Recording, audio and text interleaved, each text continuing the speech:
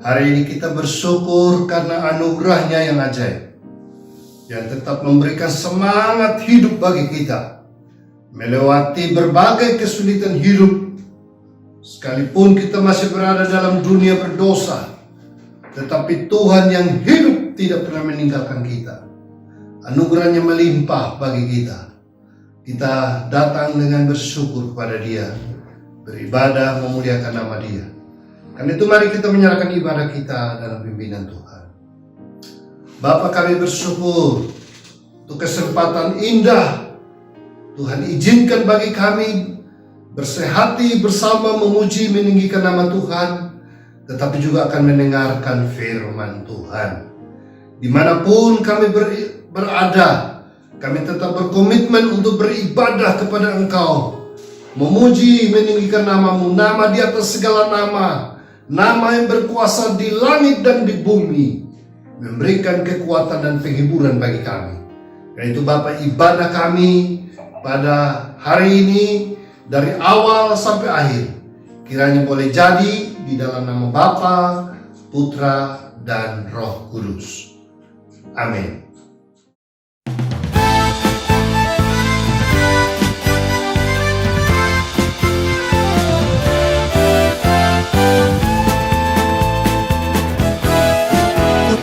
Janji Allah bagi kaum Yehuda, umat yang berdoa, memuji dan menyembah. Inilah saat yang dinanti, firman Allah telah digenapi. Kulihat penuaian terjadi yang melanda seluruh bumi. Tuhan memberiku kegirangan dan sukacita melimpah. Minyak yang baru dicurahkan, haleluya ku bersorak. Tuhan memberiku kegirangan dan sukacita melimpah. Minyak yang baru dicurahkan, haleluya ku bersorak. Ku terima janji Allah bagi kaum Yehuda, umat yang berdoa, memuji dan menyembah. Inilah saat yang dinanti, firman Allah telah digenapi. Kulihat penuaian terjadi yang melanda seluruh bumi. Tuhan memberiku kegirangan dan sukacita melimpah. Minyak yang baru dicurahkan, haleluya ku bersorak. Tuhan memberiku kegirangan dan sukacita melimpah. Minyak yang baru dicurahkan, haleluya ku bersorak.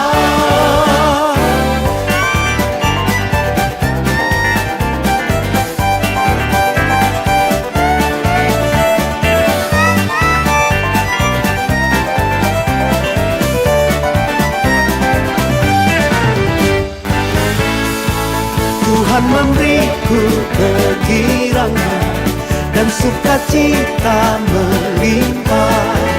Minyak yang baru dicurahkan, haleluya ku bersorak. Tuhan memberiku kegirangan dan sukacita melimpah. Minyak yang baru dicurahkan, haleluya ku bersorak. Haleluya ku bersorak, haleluya ku bersorak.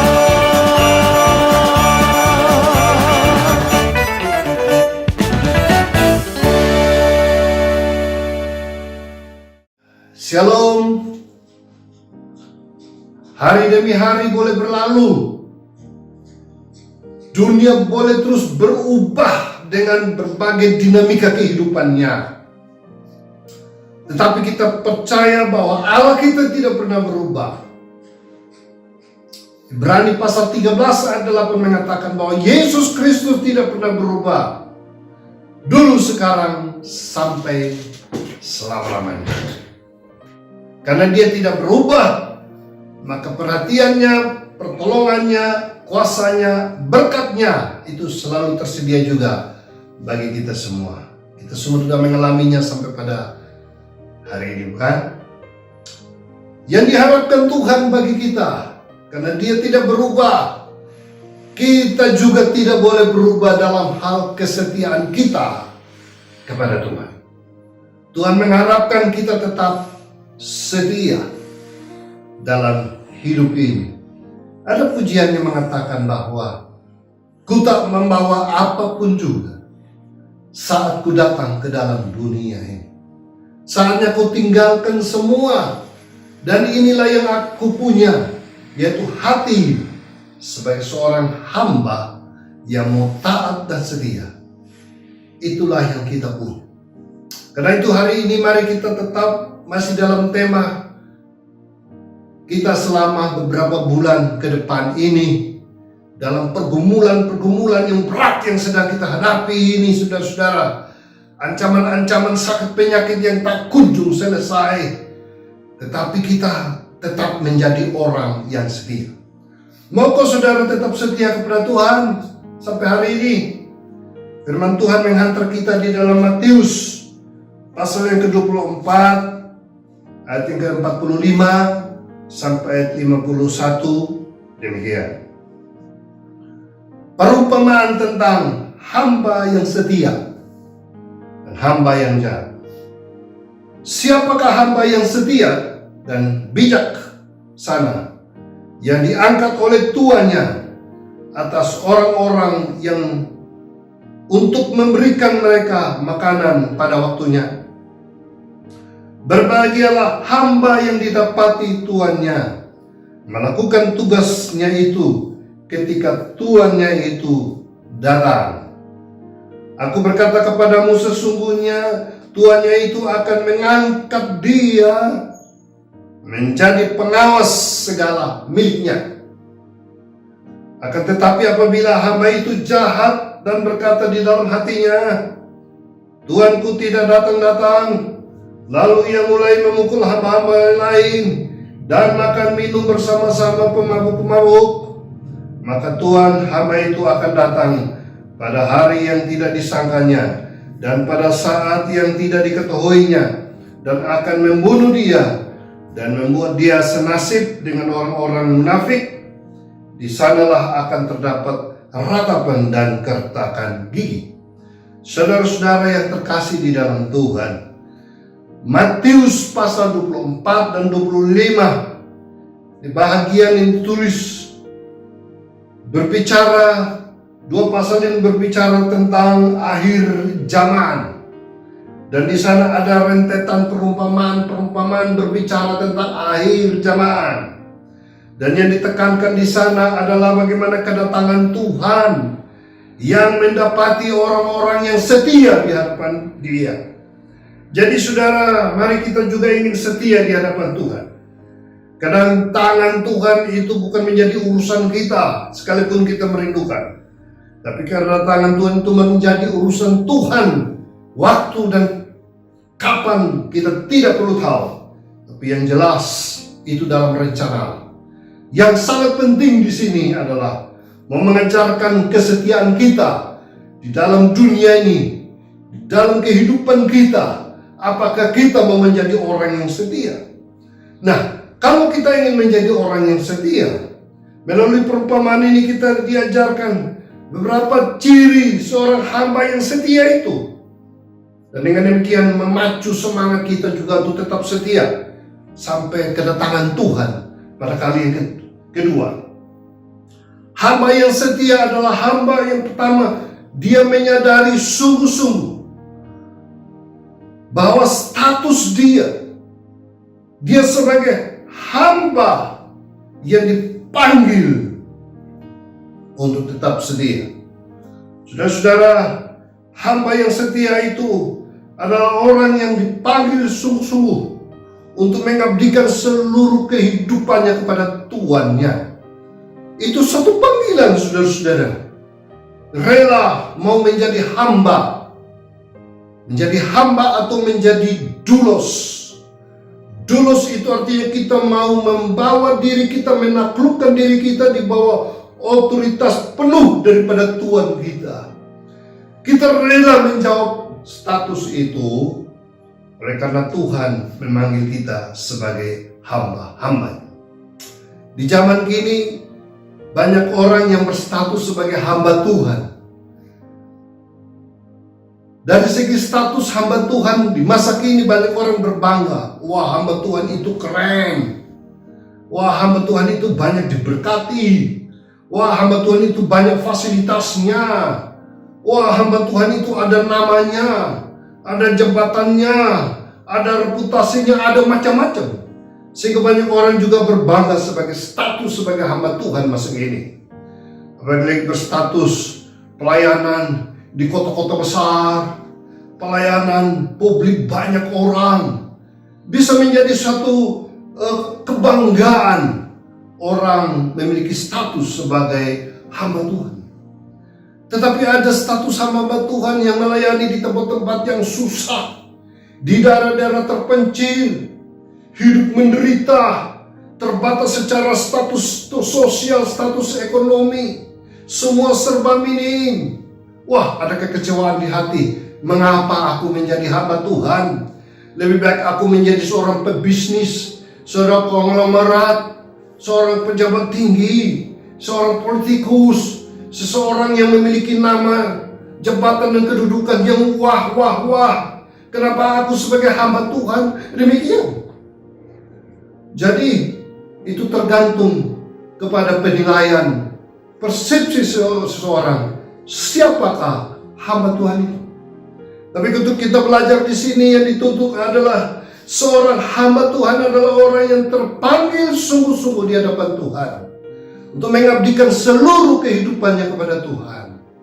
Ini suatu panggilan yang mulia sebenarnya, bahwa kita dipanggil menjadi seorang hamba yang melayani. Kalau belajar tentang konsep hamba yang dipaparkan oleh Paulus dalam seluruh perjanjian baru, maka dia berstatus sebagai seorang hamba yang tunduk di bawah otoritas Tuhan Yesus Kristus yang telah mati di kayu salib, yang menyerahkan hidupnya, yang telah menebus dosa-dosanya, dan rela menghamba kepada satu pribadi, yaitu Yesus Kristus Tuhan di atas segala-galanya, dan sebuah kehormatan menjalani status sebagai seorang hamba Tuhan Yesus Kristus. Apakah saudara berbangga dengan status itu?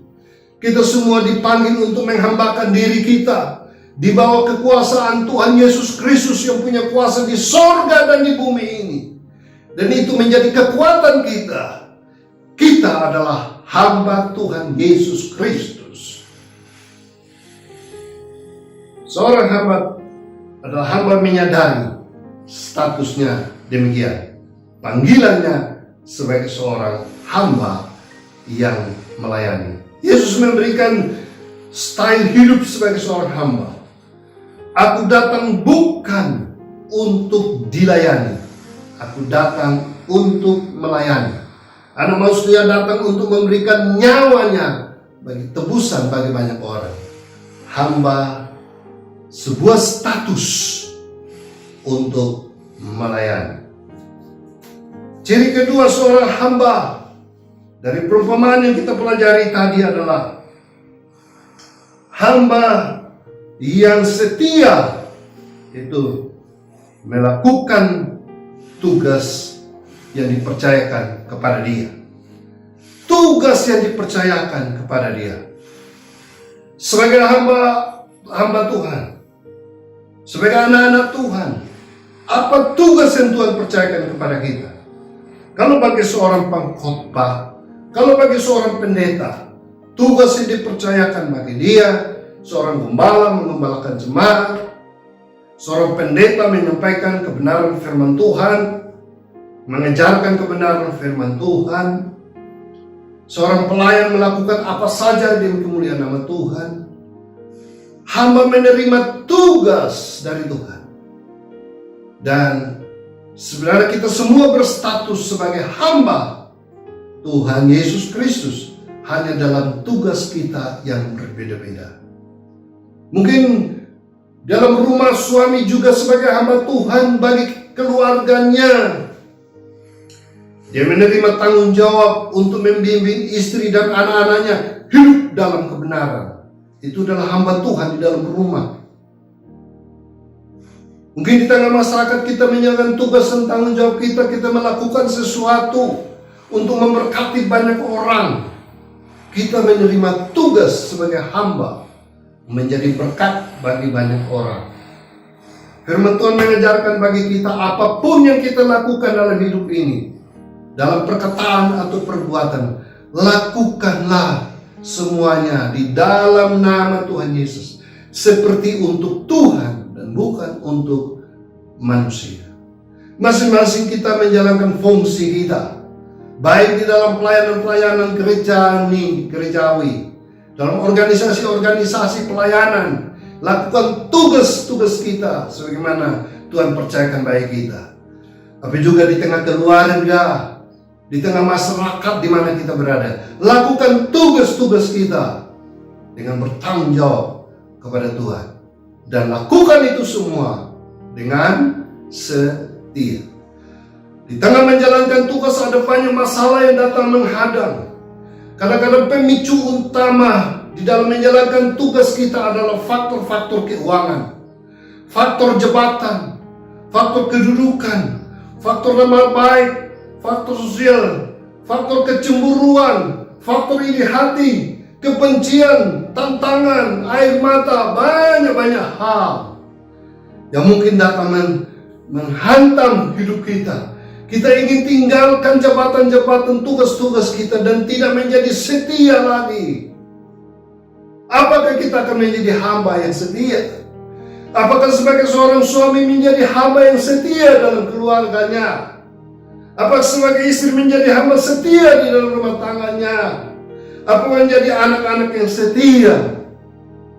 Apakah kita bekerja di dalam perusahaan, bekerja di dunia-dunia pendidikan, bekerja di dunia-dunia sekuler, apa saja yang kita lakukan? Apa kita lakukan semua dengan setia, dengan pertanggungjawaban kepada Tuhan? Atau kita lakukan dengan kekuatan diri kita sendiri dan akhirnya kita gagal menjadi hamba-hamba yang setia? Hamba yang setia, dia melakukan tugas-tugasnya dengan tetap bertanggung jawab kepada Tuhan, apapun resikonya, apapun masalah yang sedang dihadapinya. Ciri yang ketiga dari perumpamaan ini, hamba yang setia adalah hamba yang melakukan tugas-tugasnya didukung nilai-nilai moral berdasarkan firman Tuhan. Nilai-nilai moral yang baik, nilai-nilai moral berdasarkan firman Tuhan. Kalau di perumpamaan tadi, hamba itu dia tidak bertanggung jawab, dia memukul hamba-hamba yang lain. Hamba itu jahat dan berkata dalam hatinya, Tuanku tidak datang. Lalu dia mulai memukul hamba-hamba lain dan makan minum bersama-sama pemabuk-pemabuk.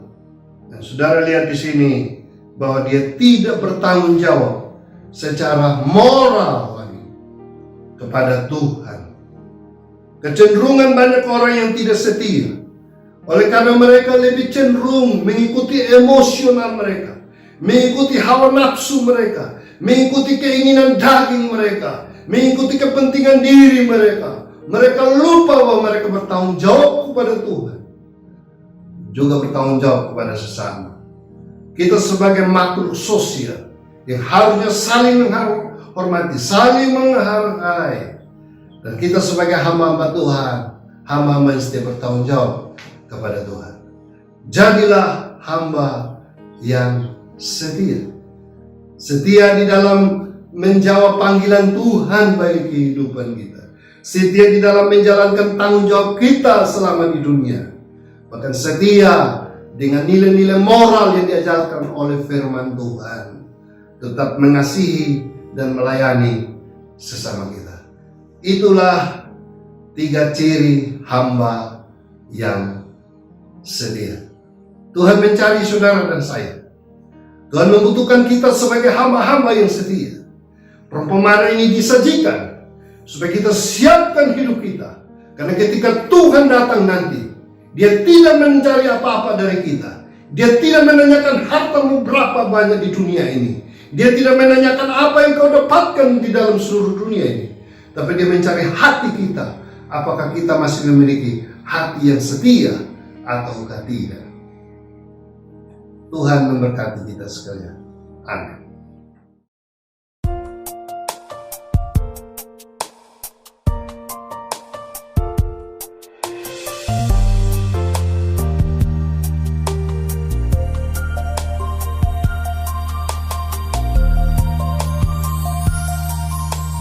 Ku tak membawa apapun juga saat ku datang ke dunia.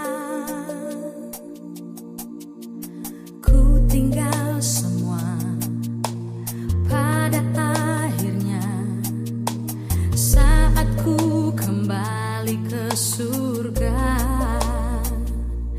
Inilah yang ku punya, hati sebagai hamba yang mau taat dan setia padamu Bapa. Kemanapun ku bawa hati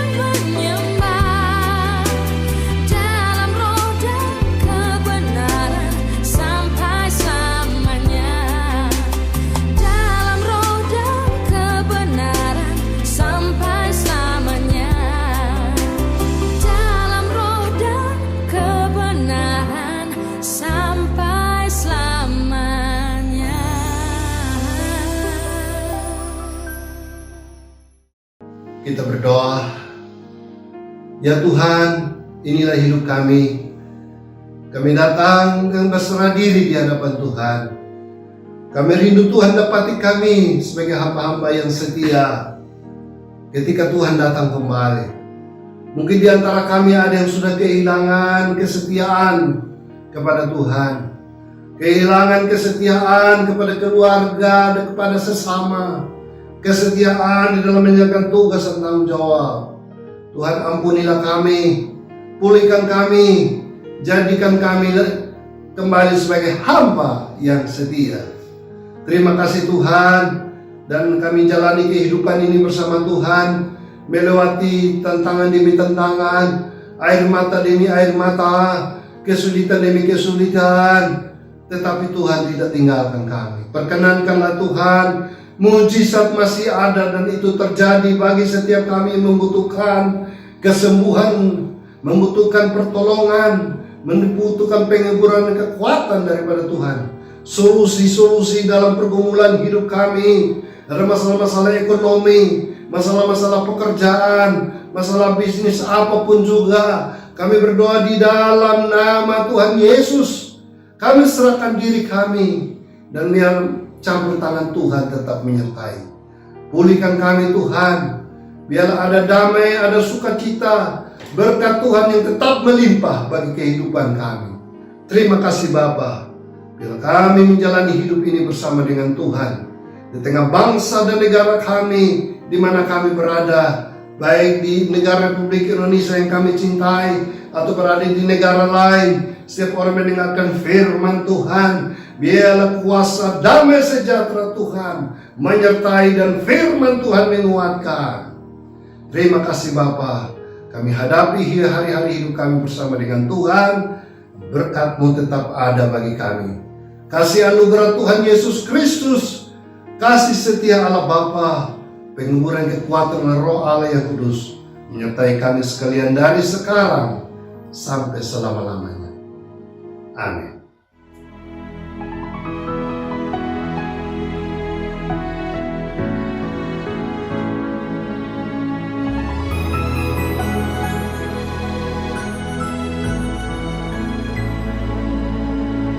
Kau Tuhan jadi andalanku, hanya Kau Tuhan yang ku percaya. Di saat aku sudah tak mampu, hanya Yesus sanggup melakukannya. Aku percaya ada mujizat. Aku percaya Tuhanku dahsyat. Perbuatan ajaib telah dikerjakannya. Aku percaya ada mujizat.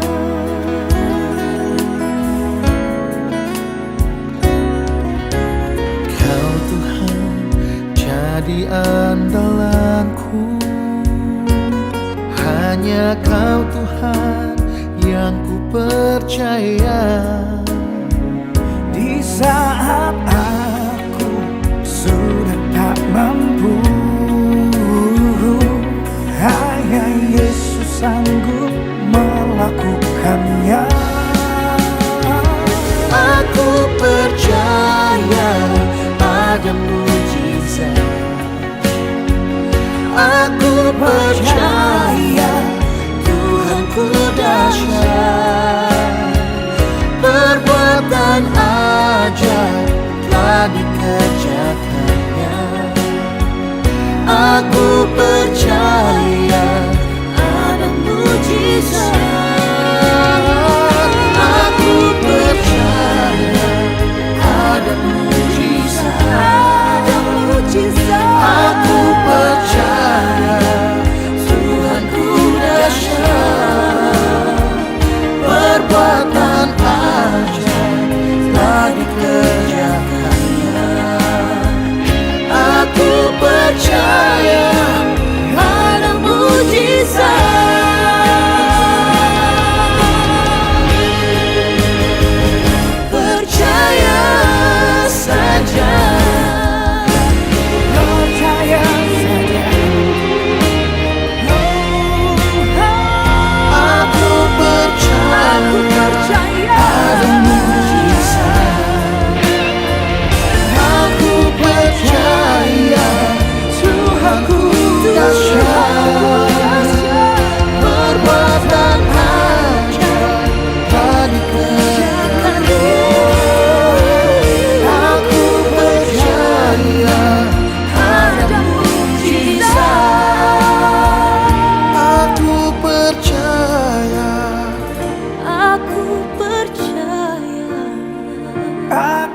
percaya.